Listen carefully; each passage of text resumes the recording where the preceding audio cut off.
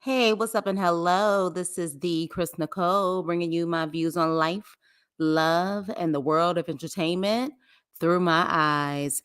Good evening, good afternoon, good morning, depending on what time you are watching this live. Hello, crew. Hope all is well. Hey, Yuli. Hope you're having a wonderful evening in New York City, the Bronx to be exact. So, you guys, I mentioned this in one of my last lives that I really enjoyed this show. Um the Worst Roommate Ever came out, I believe, last year, its first season, and it's actually produced by Bloomhouse. And Bloomhouse is Jordan Peele's production company. So, Jordan Peele likes to do the psychological horrors, and he definitely has a winner with this actual show. Hey Shayla. So, this is the second season. It just came out a couple of weeks ago. And I thought the first season was crazy. Oh, baby, they took it up a notch this season. And the crazy thing is, these are all true stories, true crime, okay? Just unbelievable. It really will make you think about having a roommate, okay? It's kind of a very, very, tricky situation. What's up, Leo? So, we're going to cover the first episode of season 2, okay?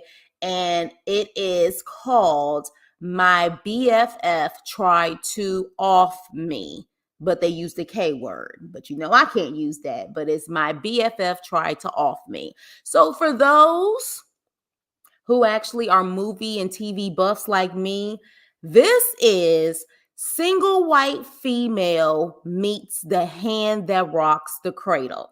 Okay? That's what this actual episode is. So imagine those two movies, if you've watched those movies, single white female, the hand that rocks the cradle, put them together. This is what you got. This freaking episode, all right? Let me see, child with friends like, oh, you talking about, yeah, Hootie, exactly. And you know what? If y'all want me to share a personal story about a friend of me I had growing up in high school and kind of like going into college, I can have story time tonight because now she didn't try to off me, but she definitely was never a friend. But I didn't sit up there and deal with her for 20 years like this Rachel did. So let's get to it. Yeah, this episode was insane. Hey, Nene. So, yeah, so let's get started. So, this was the horror house, okay? The horror house in Utah. And so, what we have here is we have a lady by the name of Rachel. Yes, please hit the like button on the way in. Hello, hello, hello. We have Rachel. And Rachel actually seems like a really nice girl. Naive as hell. And maybe I'm too nice by saying naive because at certain point she was just dumb. She was just stupid. Okay. Just stupid. They always say every woman has that intuition. She didn't have it at all. At all. Okay. If she had it, she completely ignored it. She didn't fine tune it. She didn't have it at all. Well, she's talking and she is talking about how her BFF tried to off her. And her BFF, her name is Janie. And they met when Rachel was 22 years old. I believe she said Janie was like 4 years older than her. And Rachel had just got out of a divorce. So she married young, divorced young. So she was at a very vulnerable stage at that time. Okay. So they only knew each other for a couple of months before they moved in together because Janie apparently, one of her place got broken into and she didn't want to live alone. Meanwhile, Rachel was trying to move out of her parents' house. Now, because now that we know, for those who've actually watched the episode, now that we know Janie's mental and her issues, I really wonder if someone ever broke into her home. I'm just going to be honest. Because people like that, are calculating from the beginning. So who knows if someone actually tried to break into her home, but let her tell it that was the reason, and they decided to move in together after a couple of months of knowing each other. Because now, what the heck is that? Has the nerve, but he thought she was weak. What in the world, you guys? Do you guys hear that? He has confirmed a lot of things. Wow, this is insane. Why? I don't know if you guys heard that, but something just randomly popped up on another computer. Anyways, I don't know what was that. But anywho, let me continue on. You heard that, Leo? I don't know, which is freaking weird. Like all of a sudden, it's this video about Cassie. That was freaking insane. Child, look, I don't know, child. I'm gonna have to see what popped up randomly. Maybe there was some, you know how sometimes when you're watching a video and then it ends up going to another video, maybe that's what was going on. But anywho, my apologies. Let's continue. So with that being said, child, so I don't necessarily know if she actually got something, happened and someone broke into her home. If you ask me, this Cuckoo for Cocoa Puffs had a plan from the beginning. She had a plan from the beginning. For real. Because I'm like, why did that just randomly come up and she talking about Cassie? I don't even know who that is. Now I'm curious to know. Maybe I need to watch that video if it just randomly started talking. Maybe I need to watch it. I'll let y'all know, though, when I find out what video it is. Yeah, don't it, though? Yeah, for real, Leo. So, anywho, so from the beginning, though, she says Janie was controlling. She said that her and Janie worked. Rachel and Janie both worked, but Janie took care of the bills. But she also said that Janie would tell her what to do with her money and how to spend her money. And the crazy part about it is Rachel allowed it. So again, I don't know if let me just be honest. I question her family dynamic. I really do. She has 6 siblings. She's number 6 out of 7 kids. Okay. And it's just very interesting to me that in all of this that we're going to continue to talk about this episode, she never thought to either move in with a sibling, even if she had to move out of state, or a situation where she had to, move with her father. It's just very weird that all of this was going on, and she comes from a big family. It's not like she was the only child. She came from a big family. So that's where I was just kind of like, I'm a little confused. And she allowed this stuff to go on. So to me, that would have been a red flag, because who the hell are you to tell me what to do with my money and I'm busting my ass? Like, who are you to tell me what to do with my money? All right. But with that, she said that was her strength, though. Her strength was paying the bills, being good with the money. And she said her strength, Rachel's strength, was making friends and having fun. So essentially what you have here is you have the pretty girl Rachel, which honestly I don't think either one of them were ugly, but the Rachel, the stereotype, blondes have more fun. Rachel, I'm saying, she was fit, she was fun, apparently. She was like the life of the party, the way they kind of described it. And of course, this crazy chick was the complete opposite. Okay. So to a certain extent, the setup was, you handle the money part, I teach you how to have fun and have a good time. And apparently, let her tell it, she said they did have a good time in the beginning of their friendship. All right. So at that point, yes, exactly. Okay, so you guys are feeling me on what I'm saying. Something ain't right with that family dynamic, and they just don't want to say.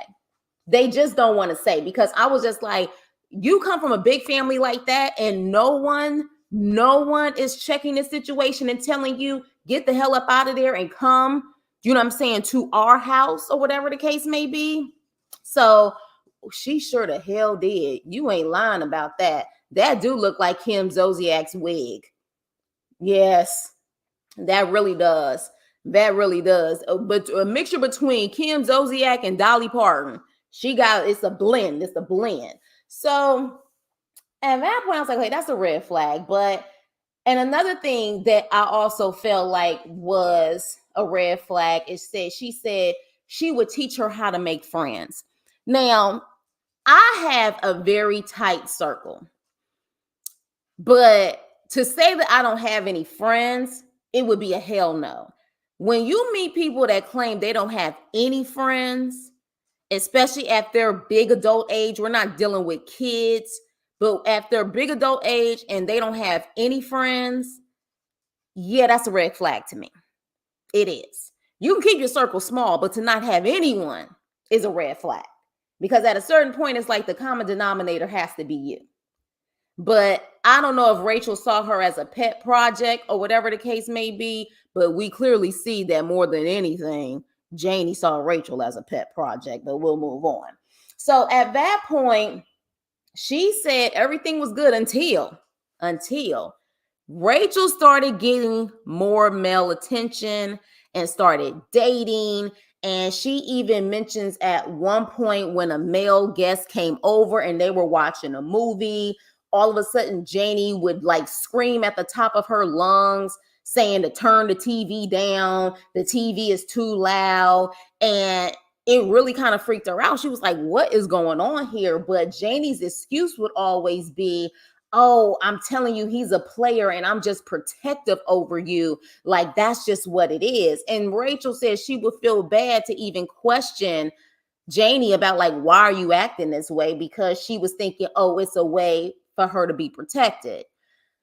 Again, something going on with that family dynamic, because it's like, why do you feel like you don't need her to be your protection? Especially if you got siblings in a family, they're your protection. If anything, hell, you're your own protection. So this is why I say there's something with that family that's not making sense. So it started off like that, okay? And look, we all have those friends. We all look out for each other. I'm sure you guys have had your female friends or your male friends to be like, that girl, that guy is no good. But there's a subtle way to do it versus the way she was doing it. She clearly, based on what Rachel said, was doing it like a freaking psychomaniac. And Rachel still did not pick up on these signs that something is not right with this girl. So at that point, people really thought, Janie was in love with Rachel. They was like, she likes you in that way, and maybe she doesn't know how to let it out. And Rachel was like, yeah, no, she didn't like me in that way. That wasn't it. And even when Rachel would make new friends, Janie would flip out and call her all types of sluts and just, manipulative shit. Like, she was just like, what is going on? To the point where Rachel was like, do you even like me? Like, what is the issue? And Janie would make a comment like, you're my family. Like, of course I like you. And Rachel started to really become submissive to what Janie was saying. Like, she started to tone down her going out and being around people and getting to know people and having fun. She started to just like, I'm going to just stay at home and be around Janie. So Rachel was a paramedic, okay? And she ended up getting injured, and I'm assuming she got injured on the job. And she had to stop working because of her back. Like, whatever happened to her back, it has caused her, even still to this day, to have chronic pain. So when she lost her job, she pretty much lost control of her life. Physically, she was injured. And, at the same time, she couldn't pay bills anymore. And then on top of that, she found out she was pregnant. So she had these back issues on top of the fact that she's pregnant. And clearly, pregnancy and back issues don't sound like a good time. It does not. So a lot of the time she would just be laying in bed and really couldn't do anything. And it forced her to become dependent on Janie. Again, why couldn't you move back home? I don't know. And so she ends up having her child Ryder. And I just thought that's a cute name, like my little Ryder, her child Ryder. He's a cute little thing. He's autistic. But she said that they thought he would never be verbal, but because of her love for music, she started, I guess, really incorporating music and stuff into his life. And some of the first words that he said, he was singing songs. So it's kind of like music therapy. And so when she ends up having Ryder, she re-injured her back because of course, like the hernia disc or whatever, she re-injured it because of course, pregnancy and the back, they go hand in hand. So she ended up re-injuring it. And at that point, she really could not do everything she needed to do for Ryder. Of course, trying to pick up the baby and different things like that, she couldn't do it. And one thing for sure, I'm assuming with that situation and her child being autistic, her back problems and him being autistic, she said one of the first things she did was she got a big life insurance policy. Okay, like $500,000. All right, that's what she does, because she said if something ever happened, at least someone will be able to take care of Ryder, because he's special needs, so he's gonna need that type of money to be taken care of. And for whatever reason, she names Janie the guardian of Ryder. And at the same time, being the guardian means you're the beneficiary when it comes to that policy. And again, I said, are you freaking kidding me? You got 6 siblings, and at the time, a mother and a father, and you name this girl, the guardian and the beneficiary of the policy? Why? Like, it just didn't make any sense. Yeah, when she had her son and had all those back issues, I kept wondering where exactly. And we only really saw one sibling in this episode. Something is going on and they just don't want to say it. There is clearly something going on where her dynamic with her family, in my opinion, something's not right. And she didn't trust her family for whatever reason and felt like this person would be more trustworthy. I am hoping after all of this, her and her family have been able to heal. And I don't know, because I'm sorry, we also saw her father too. So her father and one of her sisters was on this episode. So she takes out this policy and everything, makes Janie the guardian. And at that point, honestly, in my opinion, at that point, that's when all hell broke loose. So at that, Ryder needed assistance, not only because he was autistic, but he was a baby. So because Rachel had to be bedridden most of the time because of her back issues, Janie started taking care of Ryder and paying the bills, because of course, at the time, Rachel couldn't work. So I'm sure she was getting maybe some type of disability or some unemployment, but that can only do so much. So she was taking care of Ryder and the bills. And she allowed Janie to administer her medicine for pain, because she said when she first got out of those surgeries, of course, the back surgery, she was in severe pain. So she had pain meds. So what's up, Lansky? So literally, she allowed this woman to also administer her pain pills. She didn't even have them by her bed. She had this woman doing everything for her because she trusted her that damn much. All right. So she claims, though, Janie felt so bad for her and how, she couldn't really do anything. So Janie became like a second mom or an aunt to Ryder, and how she describes one time she was well enough to go to a school event and the parents and teachers were talking to Janie like Janie was the mom, and how, she was just talking and making it seem like she was really involved in Ryder's life. She didn't mind that people kept calling, Janie the mom. Janie didn't correct them. And so she said at one point that Janie wanted to take Ryder to work, and they would start fighting over who gets Ryder. And when Rachel finally told her and put her foot down and said, I'm his mama, I got the final say, Janie didn't like that. She said she didn't like that. She didn't like how that was going on. All right. So she pretty much let Janie have too much control of her life. She did. And so all of a sudden, Rachel started falling down. She said she just started falling down all of a sudden. Like, I think she even mentioned something about falling down the stairs. Like, she would just randomly collapse. And in my opinion, because of the fact that Janie was administering her pain medicine, she was probably giving her even too much then, or doing something to it even then, to make her where she couldn't be coherent and just be falling all over the place.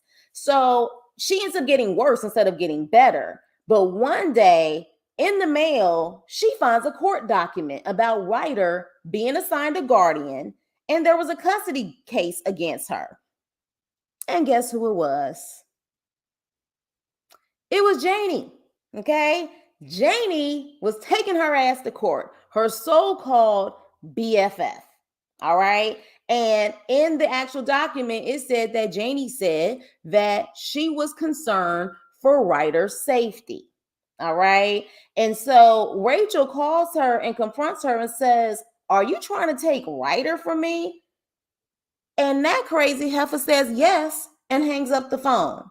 So at that point, of course, Rachel calls 911 and says, "My BFF has my child and she won't bring him back." The police do an investigation and they call Rachel back and they say, "You haven't been served yet?" And she's like, "Served with what?" And they're like, "There's a protective order against you." And she was like, "Protected from what?" She's like, "I'm weak. I can barely walk. What is there a protective order against me on? Like, I can't do anything." And the police pretty much tells her, like, "I don't know, but it's Janie's house, so you're gonna have to leave." Oh, and one more thing. Your son has to stay with Janie. Your son can't go with you. So you gotta leave the house, but Ryder stays with Janie. So Rachel had to literally move out of Janie's house without her own child. Baby, um, let me tell you something. Let it be that mama that don't play no games. She was too calm. She was too calm. Let me tell you something. I don't know. The mamas I know, all hell would have broke loose at that point.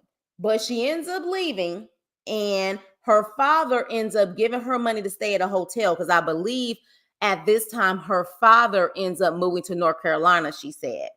So CPS, Child Protective Services, comes and talks to both of them. They first talk to Janie, and then they go talk to Rachel, if I'm not mistaken. And once they speak to Rachel, they realize that Janie was lying. And they said, "Yeah, Janie made it seem like you were just addicted and never mentioned your surgeries or anything like that." So within 10 days, she got Ryder back. And because her family was no longer in the area, her father had moved to North Carolina, and I guess she didn't have any siblings in the area. She moves into a shelter. She moves into a shelter. Again, you're willing to move into a shelter than to just move your life to either North Carolina with your father or where your siblings are so you can start over. You rather move into a shelter. So she said that shelter, it kind of made Ryder like he was unhappy. He kind of went backwards as far as his development was concerned. And so at that point, she didn't really know what to do. And then one day, she gets a call from Janie, and Janie wanted to see Ryder. And like a dumbass, because this is truly not even naive at this point, like a dumb ass, Rachel says yes and meets her at a park. And she says, "Well, Janie seemed normal." And I'm like, "Yeah, normal for 2 minutes. Like, after what just happened to you, there will be no way in hell that woman would be around my child or me." She said, "Janie seemed normal. She seemed like her old self again. And she asked us to move back in." And Rachel said yes. She said yes. Let her tell it, I guess, because I guess she was desperate. Baby, absolutely not. Hey, thank you, Shayla. Absolutely not. Like, there's no way. So this is when I was getting frustrated with Rachel, because I'm like, how many signs do you need? How many signs do you need to where you literally don't get that you need to stay away from her? Leo, you got a point there. You have a point there, because it just is not making any sense. It's not. And I wonder if her family possibly knew something was going on. I don't know. But the fact that she did not want to turn to her family for any of that stuff is quite weird. So she ends up moving back in and allows Janie to take control all over again because, of course, she had to have another surgery. And I'm thinking at this point, you couldn't get like in health, like home services or like a actual nurse that was actually funded by the state or something. Like, I'm just like, why was Janie like, she didn't say anything about her being a nurse or in the medical field. So why were you allowing her to do so much when it came to the medical stuff for your life? So she said, at one point after, I guess, multiple surgeries, she had incisions like in her neck area and her back area. And those incisions that she couldn't get to, Janie would actually clean and replace the bandages. Well, one day, she said she started to get pain in the incisions, but she also noticed that Janie would be like rubbing her incisions, and she questioned like, why are you rubbing them? Because it's it doesn't take much to clean up, a bandage and incisions. And she's like, why are you rubbing? And Janie would make an excuse that somehow satisfied Rachel, until one day she was in such intense pain and her neck was so swollen she couldn't breathe.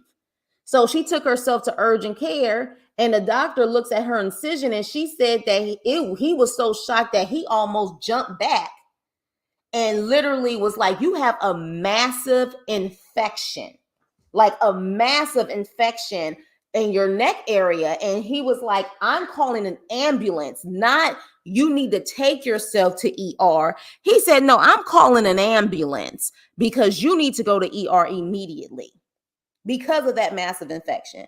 So come to find out, and I don't even know if I can use some of these words since she had to find this stuff on the dark web. She ends up, they finding out that she has something with the M, and you guys know what it's called, but I don't even know if I can say this, but it's pretty much like a flesh-eating type of staph infection. But apparently you can get it in hospitals. So she thought she got it one of the times that she was in the hospital. Okay. And so at that point, they end up, cleaning everything up, redoing everything. I guess putting her on antibiotics or whatever. She stayed in the hospital for a minute. She didn't know if she was going to make it, but she ends up getting better. And literally, she ends up going back to Janie's house. Okay. And I'm just like, oh gosh, like how many signs do you need? But let's continue. Now, mind you, this is a true damn story. This is not a script. This is a true story. So she said her and Janie are watching true crime. And I love true crime too. Hell, this damn show is true crime when you really think about it. So they're watching true crime. And Rachel literally gives an idea to this psycho because they're watching true crime, and I guess some nurse was trying to take someone out, but she ended up getting caught up with however she did it. And Rachel said, that's just so stupid. Why didn't she use insulin? And Janie's like, well, what on earth do you mean? And so she's like, well, it's a great way to off people because it's in the body and they can't really determine if it's foul play since it's natural in the body. Just yes. So at that point, of course, she didn't know what this, she's just having a conversation with her BFF. But then literally the next thing you know, she has to start going to the hospital because her glucose levels started to drop to like 13, which 13, that is so freaking low. I'm sure, especially us who, are Black. I don't want to say it's a Black thing, but I know in my family a history of diabetes. There's diabetes in my family. I'm sure a lot of people there's diabetes, and anybody who knows that the glucose level at dropping at 13, you lucky to be alive. Like seriously. And so at that point, Janie calls one of Rachel's sisters and tells her, Rachel is probably not going to make it. And so the sisters start asking questions because she says she been in the medical field. And I want to say she was even in ER. She said she was an ER nurse or something like that. She's been in the medical field for like 20 plus something years. And so she starts asking questions and she's like, where the hell is this coming from? Like, what, like, how did she get insulin? Like, what is going on? And she said, she looked at Janie and it was the most awkward look, like she had no emotions, no nothing, as if she was almost mad that Rachel was going to make it because Rachel ended up making it and getting out of the hospital. She said she got out of the hospital on a Sunday, and then literally 2 days later on a Tuesday, she was back in the hospital again because her glucose level was at a 13.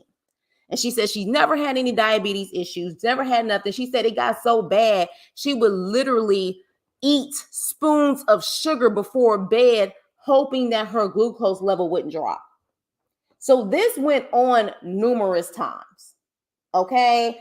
And she said every time she got out, of the hospital, she said Janie just kept getting darker and darker and just very, just dark and just distant.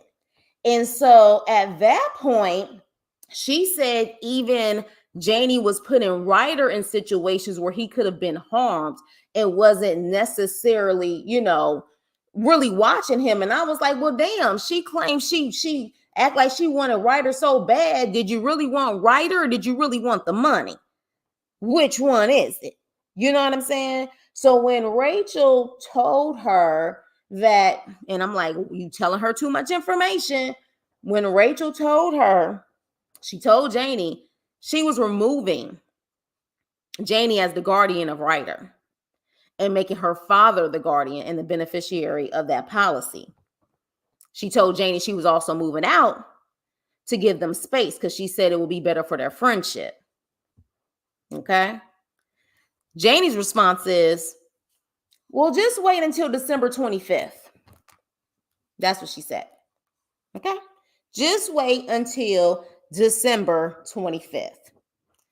Now, during this time, however, by the grace of God, the feds start tracing that someone is buying illegal substances on the web. And they trace it back to Janie. And they're following all the stuff that she's doing. But this last time they see that she expedited this last shipment. And so at that point, they traced her and tracked her and literally put fake, because she had bought something else that was worse than the M word. This one was called the V, and that was even worse than the M. So they ended up putting a package there, like a dummy package that had the fake stuff in there. And they waited until she came to pick up the package. She came to pick up the package. They traced her back to work. And then they start questioning her at the job.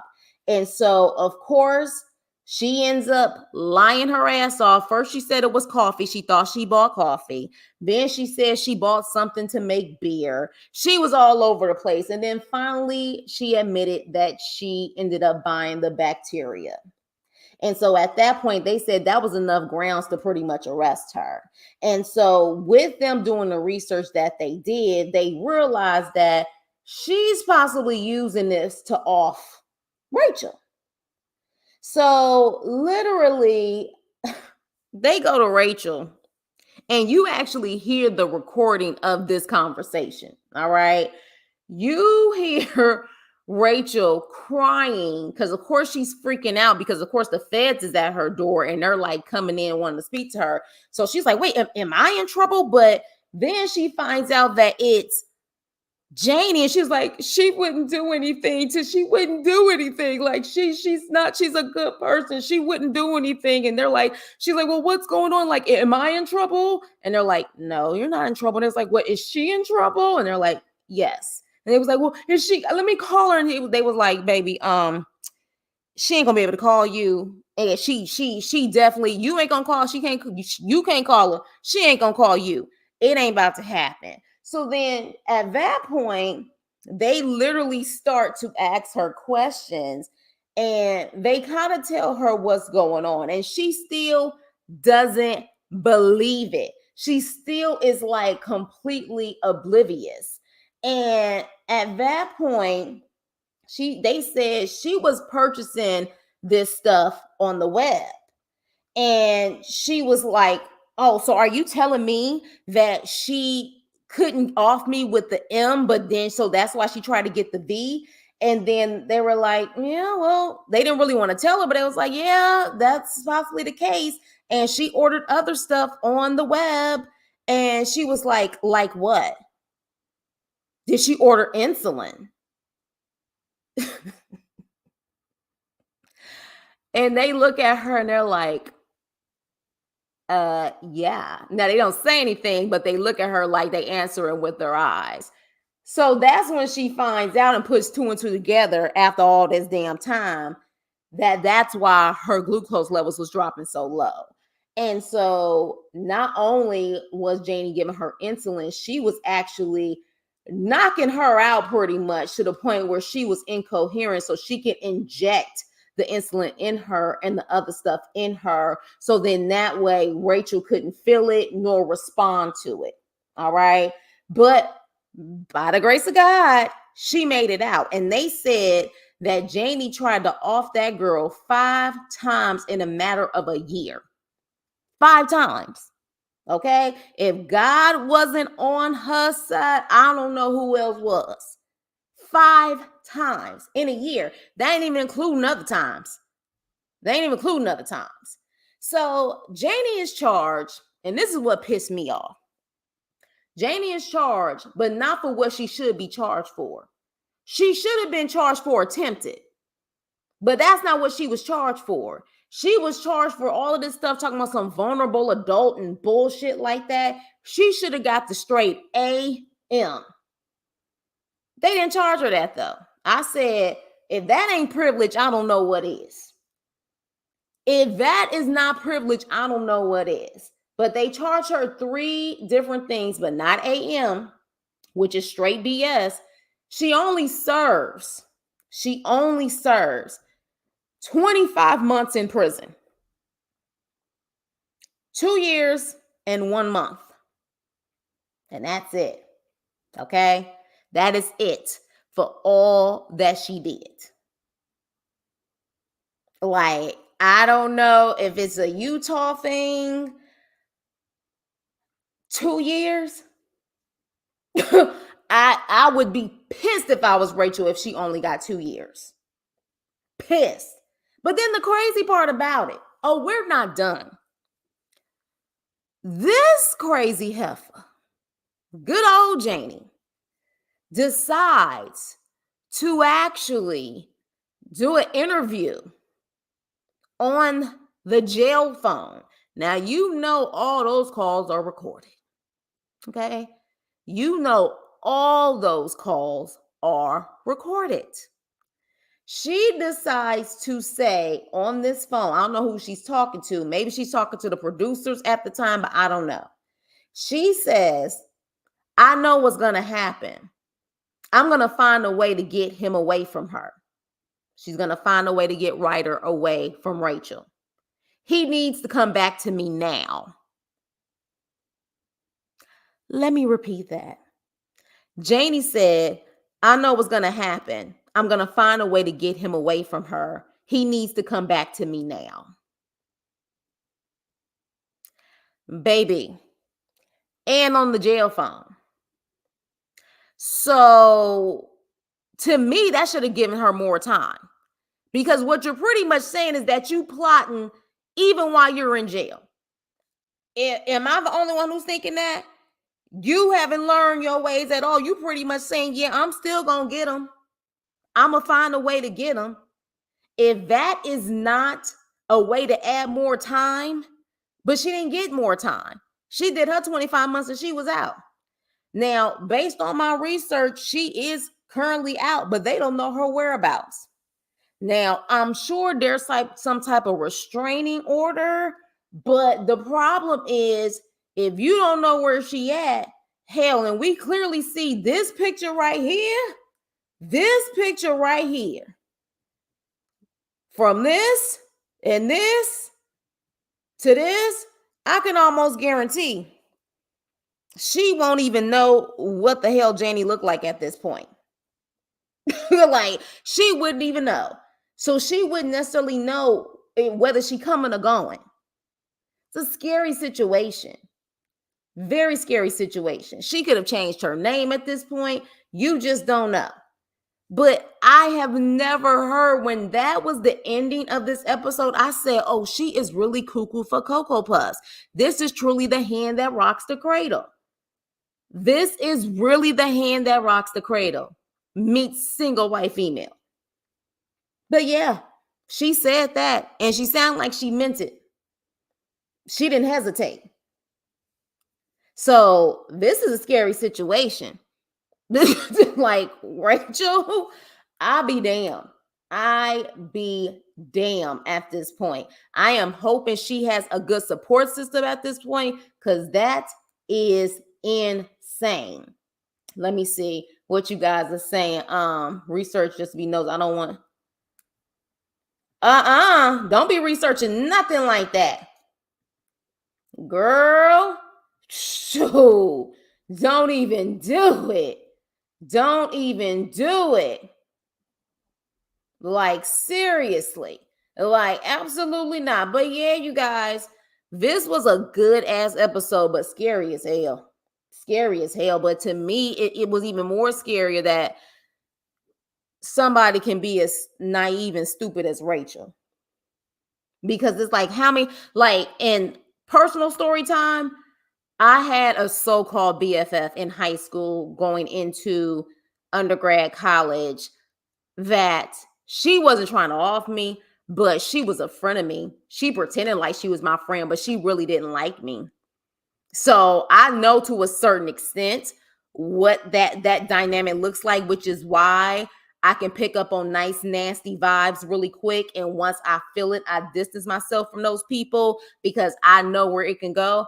I definitely had that person who didn't like me, but literally made it seem like she kind of liked me, but she really couldn't stand my ass. She couldn't. Now, why do people do that? That is a psychological examination in itself. Because for me, I ain't wasting my time if I don't really like you. But she was definitely diabolical in her own way. It was like she was trying to destroy me too. Now, luckily, as I learned myself, I stayed away from her ass. But she ain't never do what this girl did. But I'll tell you this. I'm sure a lot of people can have those stories where you had people, especially when you were trying to get to know yourself, where you thought they was your friend, but when you really look back at it, they was never your friend, and certain things that they would say. And something tells me psychologically, of course, there's a lot of stuff going on with Janie, but she kind of wanted to be Rachel. She probably wanted to look like Rachel. She was jealous of Rachel. She probably was that girl. She probably was that girl. So to me, I understood to a certain extent, but I picked up on my signs and got the hell away from that damn girl. She was never that close enough to be able to administer medicine to me and us living together. None of that stuff. I don't know what was going on with Rachel, but I am hoping she gets counseling if she already hasn't had it, some therapy or something, because this is a mess. She really could have lost, if she was more crafty, she could have not only lost her life, but lost her child before she lost her life. This was an insane situation, y'all. But it was a good ass episode. So if I had to rate this episode, it was an A. I was tuned in from beginning to end. I didn't doze off. More than anything, I wanted to throw something at my TV just out of her stupidity of not taking all the hints that she needed to take. You know what I mean? But I be damn. I'm like, you clearly, something in your dynamic, you either do have a possible issue up there or something happened. Something happened in your family dynamic where you felt less than and you felt like you needed this woman for whatever reason. But I'm hoping she is learning how to really just depend on herself at this point, even if her family dynamic isn't the best. But she also had friends too, because there was this one lady that was on there If I'm not mistaken, the friend who was asking at one point if Rachel was doing this to herself, that was one of her friends. So I think Rachel just has an issue with not listening to people, because when people was warning her, she kept saying, "Oh, she's just socially awkward." Baby, there is not enough social awkward bullshit in hell. In hell that ain't socially awkward. Okay? She was Hannibal Lecter almost. Just insane. So yeah, you guys, this was episode 1 of season 2. Let me see what you guys are saying. Oh, good night, Shayla. Sorry, I was too busy talking. Nope, no telling what she could be up to now. Exactly. She pacing back and forth, working on her plan. She probably is. She probably is. Agreed, A. Agreed, A. Did you agreed, A? Yeah, she is. She is. She is. And I think privilege did play a part that she only did 25 months. That is insane. They say God protects babies and fools. Rachel was a prime example of that. She was a fool, a major fool. A major fool. Like some of these other episodes that we're going to discuss, I could see how things could sneak up on them and them not realizing what's going on. In this situation, it was really like, what the hell? Like, what the hell? And then also another thing too, I want to know if anyone ever finally did a background check on this girl. Did she have issues in her past? You know what I mean? Like, I want to know. I really want to know. Like, did she have a psych evaluation a long time ago? Oh yeah, she did have that friend. Wonder was she my yeah, agreed. Yes, it was. And it was definitely good. It was good. Do we know if they were more Lansky? Lansky, really? What that got to do with anything? And if they was Mormon, baby, they making the Mormons look bad. They making the Mormons look bad. Because I know Utah does have like a high Mormon population. So yeah, but I'm gonna say no. Now, interesting enough, maybe Rachel's family comes from that dynamic. I mean, they did, because usually, I don't want to stereotype, but don't Mormons typically have a lot of kids? Didn't we see that on that reality show that they had, where those people, they had like a lot of kids, and her parents had 7 kids, so they possibly came from a Mormon background, maybe. And maybe she was that naive because she came from a Mormon background. Like maybe, and coming from Utah, child, maybe she just didn't have the intuition at all in her brain. Maybe. Cause child, I'm just like, ugh. Yeah, they do. They do. They have a huge population out there. Huge population out there. So yeah, you guys, it was good. So we're gonna go to episode 2 soon. I don't know if it's gonna be this week. I'll try to see, but definitely, possibly next week. We're gonna go through every single episode. But last season was great. This season is amazing. This season is amazing. Like I was just like shook with every episode, and my mouth was just wide open. Yeah, that might be the reason. Because one thing about them, they're very sheltered. They are extremely sheltered. Hell, we saw that with, what was that reality show that was really big, where it was that Mormon family? I think they were out of Utah. They are very sheltered, extremely sheltered. So that could be the case. That really could be the case. And maybe, just maybe, because Rachel maybe rebelled a little bit, because if she did grow up Mormon, I would say she wasn't Mormon anymore, because she used to wear her little crop tops, and she was a little fly girl. So maybe that's why she didn't feel comfortable going back to her family, because she felt like she was the oddball, the black sheep, maybe. But I would rather be a black sheep and go back to my family than to deal with some psycho. Hell. Anywho, with that being said, you guys, she was wearing them those midriff tops and all of that stuff. So I'm like, One of the stories I saw this season was a spinoff of Fear Thy Neighbor called Fear Thy Roommate. Oh. Oh. I've never heard of Fear Thy Neighbor. But yeah, definitely we're gonna talk about it. So we're gonna do episode 2 next. So make sure you guys watch it. And with that being said, please like, share, and subscribe, and I will see you on my next video. Toodles.